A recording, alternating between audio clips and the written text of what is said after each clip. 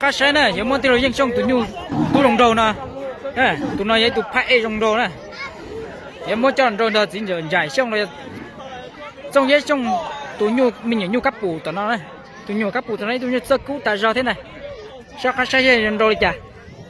tiêu rồi tụi nhu đồng đầu nó là vừa chia là chứ, vừa tao mua ăn lì bên lì nó chỉ lấy tròn đầu đấy nè, tụi nhu nói chỉ tao bẩn đầu đi chia sẻ bẩn đầu đi chả,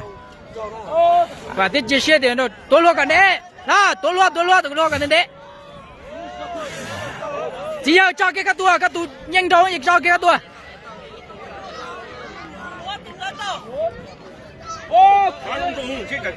Ô, dùng trâu tên gì dạng có đó nè. Chỉ bị cái kia, thắt cái đâu. Mua bàn cái. Ôi xí dùng đâu. Đó kia thấy bảo là lật tơ nè. Xí cho cái kia đó.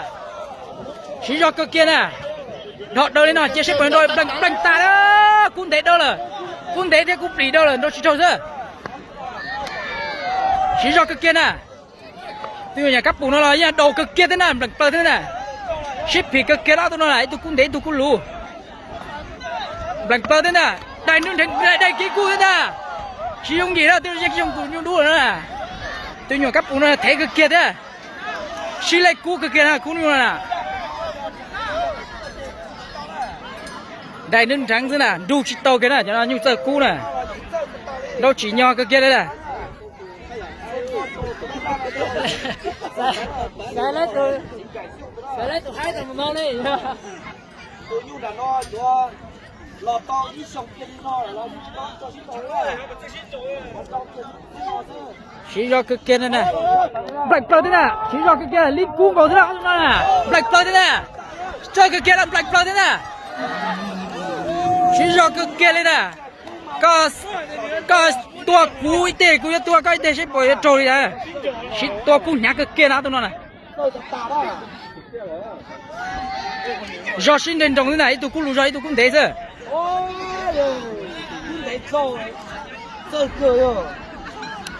tụi nhu còn chỉ cú rồi tụi nhu nè, linh chỉ cú rồi, tính cái tụi đâu chỉ trâu này,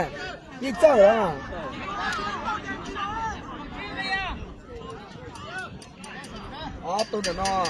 Chỉ do cái kia, tụi đu nó đâu thắt luôn nó thế này, vừa là tao mua bên lì nó chỉ đánh đầu thì tụi nhung mất trâu rồi chứ,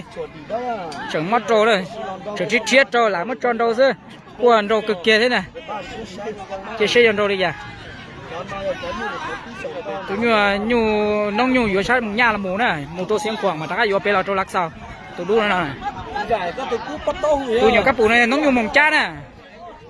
Cú yếm rồi xiên khoảng mà đã rồi lắc sao thế à? Tụi nhu mà bây giờ vừa xiên khoảng là nông nhu tụi đó là nông nhu mồng cha nè, tụi đu này là nông nhu sai mồng nhà vậy, là chỉ chơi rồi lắc sao cú ăn đâu chỉ nhau thế đâu chỉ do cái kia này luôn nè, nhưng mà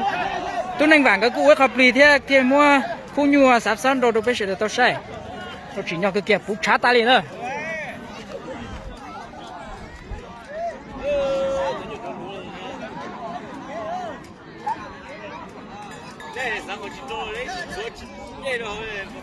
Rồi bao ta thổi tua ha, chỉ do cái kia đâu, chỉ do cái kia đó, vô lúc chạy su thế đó, hút trái tay đó, bạch tao thế nào, chạy đâu, bạch kia thế nào, chỉ do cái kia đó tụi đó là, tôi cũng chỉ do cái tiền bạch tài đấy, khả năng cầm cá đó, tôi bà nhau gì đó, tụi nhau gì là cá đâu rồi, chạy đâu chạy, tôi bà sao tao à.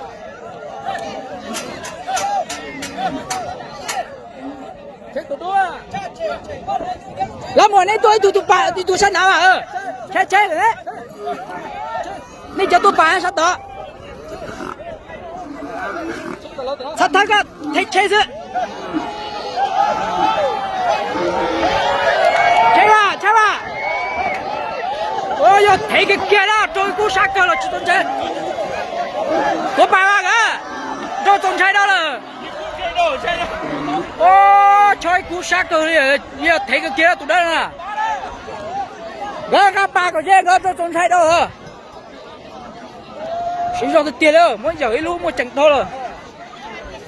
cú diệt đâu cho lúc bự này tê to cơ lì thế trâu bự tên nào chỉ do cái kia đó thấy cái kia đó tụi đại là chủ các bún này tôi lò dễ thế trông cháy rồi thế lúc sợ nó chuyện tụi đại là nhớ tàu tụi đúng rồi đó nó chỉ nhau cái kia nhưng chỉ tu sửa cho sắp xong rồi cái lò dễ chứ các bác can các bà có dễ đó nó trông cháy đâu đó một tôi đủ lì sao có hai trăm hai ôi cha kia chi phí sao đây chị ơi cha sắp xong rồi chị chứ đâu đâu lấy chị kia nhiều kia